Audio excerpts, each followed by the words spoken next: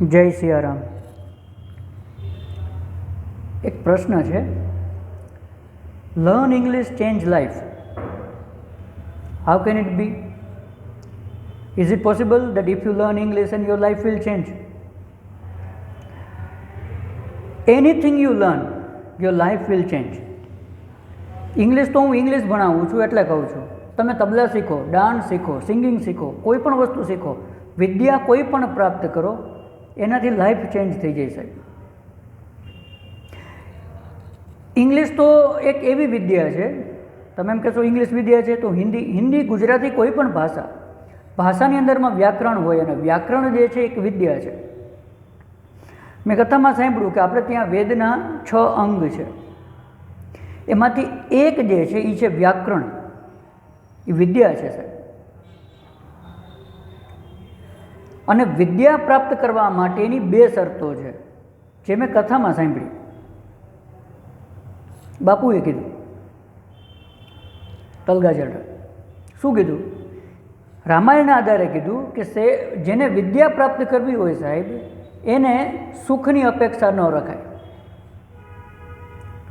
સુખીએ થવું છે અને વિદ્યાએ પ્રાપ્ત કરવી છે, બેય સંભવ નથી. હવે જેણે જે ક્ષેત્રની અંદરમાં વિદ્યા પ્રાપ્ત કરી છે એ બધાના તમે અનુભવ જોઈ લ્યો, બધાએ પહેલાં મહેનત કરી છે.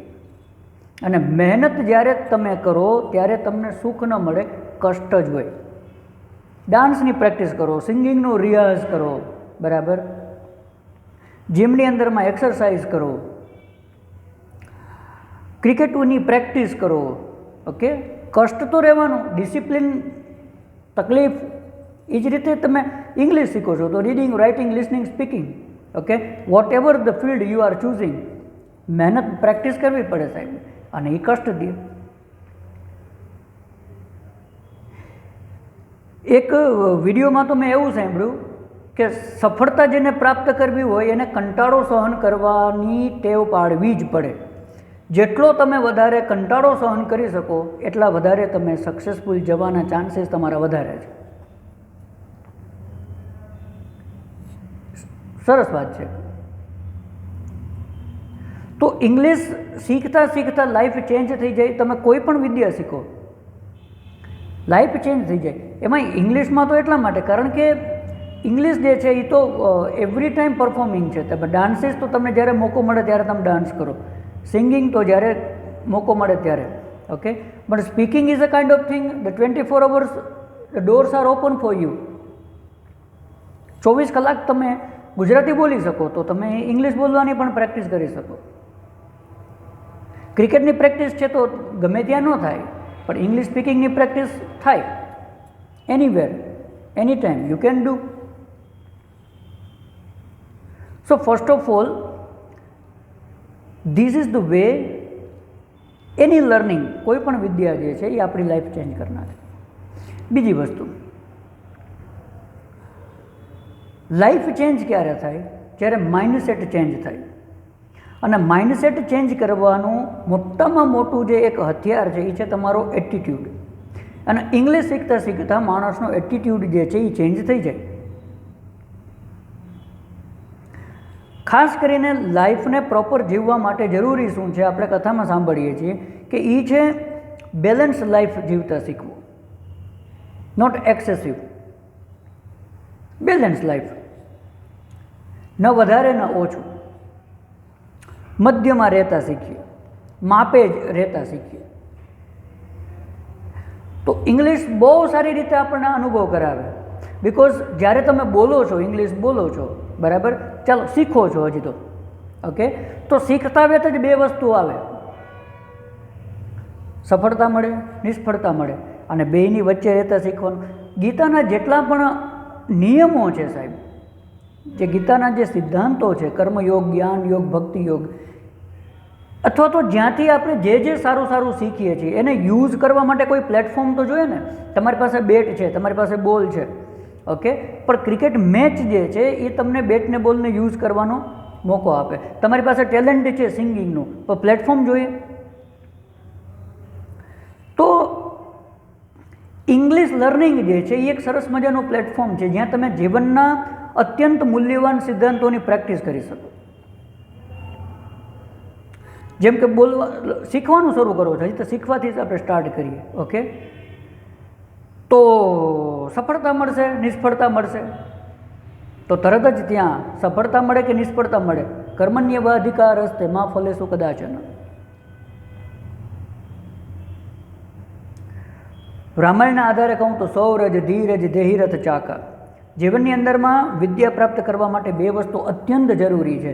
એક તમારામાં ધીરજ જોઈએ અને એક તમારામાં સાહસ જોઈએ. અને ઇંગ્લિશ શીખતા શીખતા આ બે ગુણો જે છે એ આપણે પ્રેક્ટિસ કરી શકીએ. વર્ષોથી મારું એક સેન્ટેન્સ હવે મને બહુ મારા દિલમાં બેસી ગયું છે, એટલે હું કીધે રાખું છોકરાઓને કે ઇંગ્લિશ શીખતા શીખતા તમને એક વસ્તુ રિયલાઇઝ થશે. હું તો કસરતનું કહું, કસરત કરતાં કરતાં પણ તમને એક વસ્તુ રિયલાઇઝ થશે કે ધીરે ધીરે શું ન થાય સાહેબ. તાત્કાલિક કંઈ ન થાય, પણ ધીરે ધીરે શું ન થાય. અભ્યાસની નિયમિતતાની ગજબની તાકાત છે. તો એક દિવસમાં, 2 દિવસમાં, 3 દિવસમાં તાત્કાલિક કંઈ ન થાય, પણ તમે નિયમિત એક ધીરે ધીરે ધીરે ધીરે. તો પેલો કબીર સાહેબનો દોહો જે મેં કથામાં સાંભળ્યો એ આપણને આમ આમ નજરે દેખાય કે ધીરે ધીરે રે મના ધીરે સબ કુછ હોય, માલી સિંચે 100 ઘડા ઋતુ આવે ફલ હોય. ઝાડવાને તમે એક જ દિવસે 50 દિવસનું પાણી પાઈ દો તો ન ચાલે. એને તમારે રોજ 5 મિનિટ આપવી પડે પાણી પીવડાવવાની. પણ તમે એને 50 દિવસ સુધી આપો તો તમને ઝાડવામાં ગ્રોથ દેખાય છે. 5 જ મિનિટ પણ 50 દિવસ સુધી. એની બદલે તમે એક જ દિવસે 24 કલાક પાણી પીવડાવો, does not work. In the same way આપણે જનરલી શું કરીએ, જોશમાં ને જોશમાં શીખવા માંડીએ તો શરૂઆતમાં બહુ બહુ બહુ કામ કરીએ, પછી થાકી જાય, કારણ કે તરત રિઝલ્ટ ન આવે છે. એ તો જ્યારે આવતું હોય ત્યારે આવે. એટલે આ શીખવા મળે કે ધીરજ રાખવી બહુ જરૂરી છે. અને એની સામે સાહસ જોઈએ, શૂરવીરતા જોઈએ, કન્ટિન્યુઅસલી વર્ક કરવાની, એ ખંત જોઈએ. તો ઇંગ્લિશ શીખાડે આ વસ્તુ. બીજું, સુખ દુઃખ સમય કૃત્વા લાભા લાભો જયા જયો. દેખો આ શ્લોકને પણ આપણે અહીંયા જીવી શકીએ. Because when you speak English, you always get 2 types of rewards from the people. Somebody praise you, somebody joke you, or somebody make insult of you. English બોલવાનું શરૂ કરો તો બહારથી 2 રિસ્પોન્સ આપે, કાં તો કોક તાળીઓ પાડે, કાં તો કોક આપણને પેલું કરે, મસ્તી કરે. તો જે આપણે વખાણ કરે છે એ પણ આપણે સહન કરવાની તેવડ હોવી જોઈએ, અને જે આપણને આપણી મજાક કરે છે, મસ્તી કરે છે, એ પણ આપણે સહન કરી શકવા જોઈએ. એ આપણામાં હોવું જોઈએ. એ પ્રેક્ટિસ ક્યાં કરવી? Speak English and you will have this platform. બીજું, અંદરથી આપણું મન આપણી બુદ્ધિ આપણને ડિસ્ટર્બ કરે, તો એ પણ બહુ જરૂરી છે કે તમે એક વખત સારા કાર્ય, શુભ કાર્ય, સારો કાર્ય તમે નીકળી પડો તો બહારથી તો રિસ્પોન્સ આપે, અંદરથી પણ ક્યારેક ક્યારેક શંકા, ચિંતા, ડર, ઓકે, ખોટા ભ્રમ અંદરમાંથી આપણને એ ડિસ્ટર્બ કરતા હોય. એની સાથે પણ એને પણ ફેસ કરતાં આપણે શીખીએ. What is the strong will power? We realize it કે ઈચ્છાશક્તિ કઈ વસ્તુ છે. કારણ કે જેવી પ્રેક્ટિસ શરૂ કરીએ, જેવું આપણે તો અંદરથી એમ થાય કે નહીં હોગા, કેમ થાય, નહીં થાય, થાય નહીં થાય, પણ એ સમયે મજબૂત ઈરાદો, કામ કરતા રહીએ. બીજી એક વસ્તુ, ઈશ્વરની કૃપા અને ઈશ્વરના આશીર્વાદનો, ઈશ્વરની મદદનો પણ અનુભવ થાય. કેમ?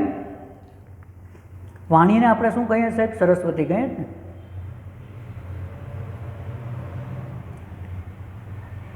વાણીને આપણે સરસ્વતી કહીએ. રામચરિતમાનસની અંદરમાં શું લખ્યું? ભગતિ હેતુ બીધી ભવન બિહાઈ, સુમિરત શારદ આવતી ધાઈ. હેતુ જ્યારે ભક્તિનો હોય તો શારદા સરસ્વતી દોડીને આવે. શારદ દારુ નારી સમ સ્વામી, રામસૂત્રધર અંતરજામી. जही पर कृपा करही जनु जानी कवि उर अजीर न चावही बानी। तो ઈશ્વરની કૃપા, ભગવાનનું નામ, આપણે હનુમાન ચાલીસામાં પણ ગાયા જ ને, બલ બુદ્ધિ વિદ્યા દેહુ મોહી, વિદ્યા છે ને એમાં, અરહું કલેશ વિકાર, કુમતિની વાર સુમતિ કે સંગી, દુર્ગમ કાજ જગત કે જેતે સુગમ અનુગ્રહ તુમરે તે। તો આ બધું આપણે અનુભવી શકીએ when we start speaking we realize. તમે ઘણી વખત જોજો કેટલાય લોકો ચા બનાવતા હોય પણ અમુક લોકોના હાથની ચા જે ગજબની, બાકી એ જ બધી વસ્તુઓ વાપરે છે જે બીજા વ્યક્તિ વાપરે છે। આપણે શું કહીએ કે ભાઈ એના હાથમાં જાદુ છે, હારું ખબર નહીં, નકર આપણને બધી મટીરિયલ આપી દે, બધું આપણને આપી દે, પણ છતાંય આપણે એ આપણાથી એવું ન થાય। પછી આપણે એમ કે એના ઉપર હારો ગમે એ હોય ભગવાનનો હાથ છે। કાંઈ વખત આપણે કહીએ કે એના આવું આપણે સાંભળ્યું કે એની જીભમાં સરસ્વતી છે। What does it mean? It means that જ્યારે ઈશ્વરના આશીર્વાદ, ઈશ્વરની કૃપા અનુભવાય તો પ્રેક્ટિસ કરતાં કરતાં કેમ બધું બની જાય, it becomes automatically, it happens. તો આ પણ એક આનંદ છે કે when you don't prepare anything and when you start speaking and everything goes, એક એ વસ્તુ પણ થાય। બીજી વસ્તુ, ઈગો હેન્ડલિંગ અને ઈગો હર્ટ, આ મુદ્દાને આપણે બહુ સારી રીતે સમજી શકીએ। મિસ્ટેક્સ જીવનમાં થાય અને એને સ્વીકારવી, બરાબર, અને એને સુધારવી, એ જીવનનો મોટામાં મોટો લેસન છે। અને એ આપણે ઇંગ્લિશ શીખતા શીખતા સમજવા મળે। મિસ્ટેક્સ આર કોમન, નો બડી ઇઝ પરફેક્ટ એન્ડ આઈ એમ નો બડી, એવું એક સૂત્ર બહુ છે, બરાબર, બટ નો બડી ઇઝ પરફેક્ટ એક્સેપ્ટ ગોડ, ઈશ્વર સિવાય કોઈ પૂર્ણ નથી। So why should we boast that I am perfect? No matters, I am just going on the way. keep learning, keep learning, keep learning, keep performing.